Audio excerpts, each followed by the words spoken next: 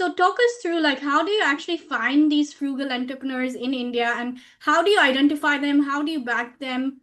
And how what is like the typical deal size that Malpani Ventures invest in? Because I think founders here in the audience would be curious to know how do you actually source these founders? Is it cold outbound? Is it events? Is it people through your own networks? Like what is the kind of way that you kind of source the companies? Yes, so it is a mix of all of this, right? I think there is a bunch of inbound that we receive, primarily because of, Dr. Malpani's reputation. So he naturally tends to attract a certain set of founders. We also make it a point to sort of put out a lot of content on the MB website. I publish my own newsletter.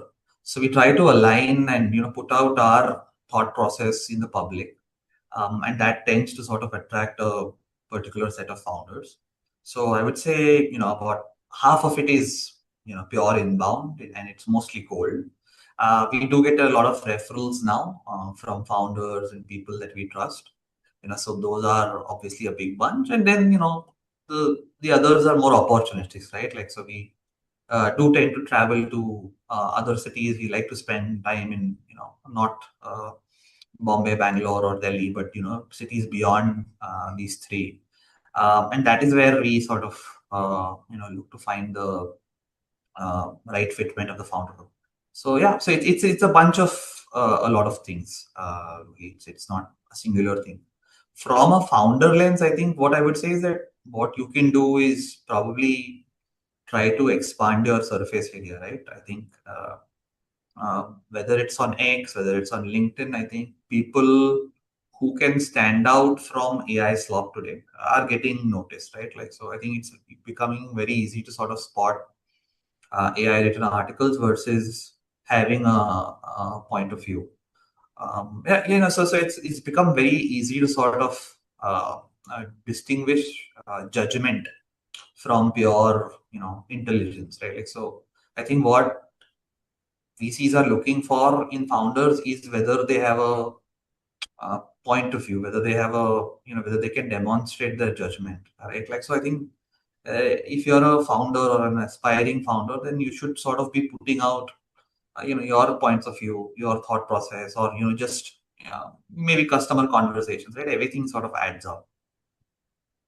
So I guess the biggest advice for founders in the room today is to just be public, do share things, share your point of view, and stand out from the AI slop. So my next kind of question is: so what is the process from start to end when evaluating a new startup? Like, so you said you get some cold inbounds, you get some because of Dr. Malpani's reputation, you get some deals or whatever. So what is that process like for the founders in the room to kind of understand like what does it take to get kind of funded by any VC, or like what is the evaluation kind of process like? Sure. Like, so very frankly, a bulk of the applications don't make it to a conversation, right? Like, so I think we probably filter out more than 90% of the pitch decks that we receive. Right? It could be because of several reasons. It could be because of a lack of fitment. It could be because of a lack of clarity. It could be because just a lack of timing, right? But the hard truth is that less than probably 5% will actually have a conversation with an investor. Uh, from an MV lens, what we do is that after the first conversation, we sort of have an internal huddle where we take a call. Is this company worth pursuing, right? And if it is, then we communicate that to the founder fairly quickly. And the process after that usually takes anywhere between 3 to 6 weeks, depending on how conversant we are with that specific sector, with that specific founder, right? So it involves a bunch of things, doing our market research, talking to potential customers, having a view on the unit economics, understanding how big this could be, doing diligence. So all of this, will take anywhere between 4 to 6 weeks, as per our timeline. Some VCs can do this faster, but we don't like to sort of expedite this process because we want to sort of spend that time with the founder, have multiple conversations. Because you've got to understand that this is a very long-term engagement, right? If we do come on board, we take a decadal view.